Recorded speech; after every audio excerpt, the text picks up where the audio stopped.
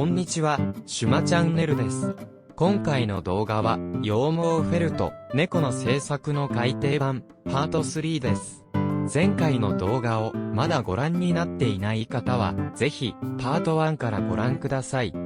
今回は、前足、後ろ足と、尻尾の製作をします。基本的には、体の製作手順と同じですが、足の製作の場合は、もう一手間加えて、作業をしやすくしていきましょう。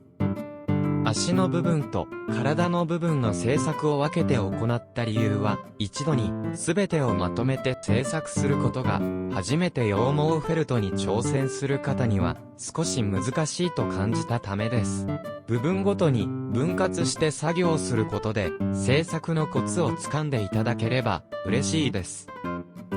体の製作と同様に、細いワイヤーに毛糸を巻き付け、その上から綿を巻き付けていきますが、今回は目指すサイズより少し小さめにします。その上から作りたい色の羊毛を丁寧に巻き付けていきましょう。土台の綿が見えなくなるまで行ってください。そして全体を固く差し付けていきます。この時、ワイヤーにニードルが接触しないように注意して行ってください。中心に向けてあまり深く刺してしまうと、ニードルが折れてしまうことがあります。中心を避けるようにしてうまく差し付けましょう。部分的に綿が露出してしまった時には、その箇所に羊毛シートを足していきます。次は、植毛の方法を説明します。足の製作では、薄く植毛してみましょう。差し付ける幅の間隔を広く開けると、ボリュームダウンすることができます。植毛の方法によって、様々な表現ができるようになります。植毛のコツは、差し付けること自体に意識を向けすぎず、完成した時の見え方を第一に考えましょう。どこにどれほどのボリュームが欲しいか、強弱をつけてみると良いでしょう。植毛が完了したら、体に接続してバランスを確認します。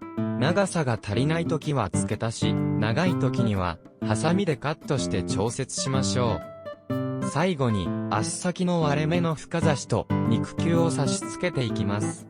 作りたい色の羊毛を使って丁寧に差し付けていけば、前足部分の作業は完成です。次に、後ろ足の製作を始めます。前足の製作と同様に、ワイヤーを使いますが、骨格を意識して成形していきましょう。ワイヤーを骨格、綿を筋肉として捉え、違和感のないよう形作ります。作りたいポーズによって形は様々ですが、骨格バランスに狂いがなければ、どんなポーズでも制作ができます。初めて立体作品を作る際は、図鑑などの平面資料のほか、精巧な置物などを参考にするのも制作のヒントになります。一つだけ注意点としては、体と足とをつなぐための遊び部分が必要になることです。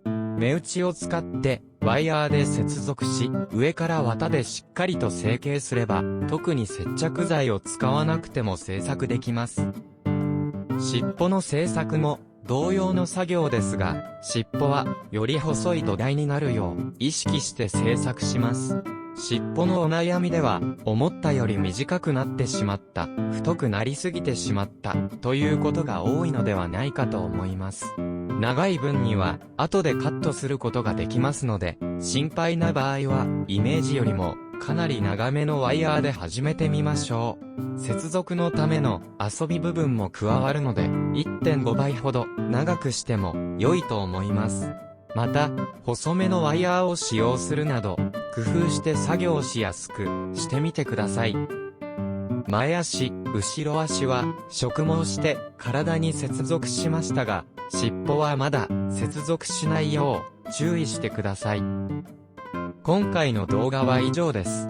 次回は体の植毛を始めていきます。ご視聴ありがとうございました。この動画が少しでも気に入っていただけましたら、高評価をお願いいたします。また、わかりにくいところがあれば、コメント欄で教えてくださると、とても嬉しいです。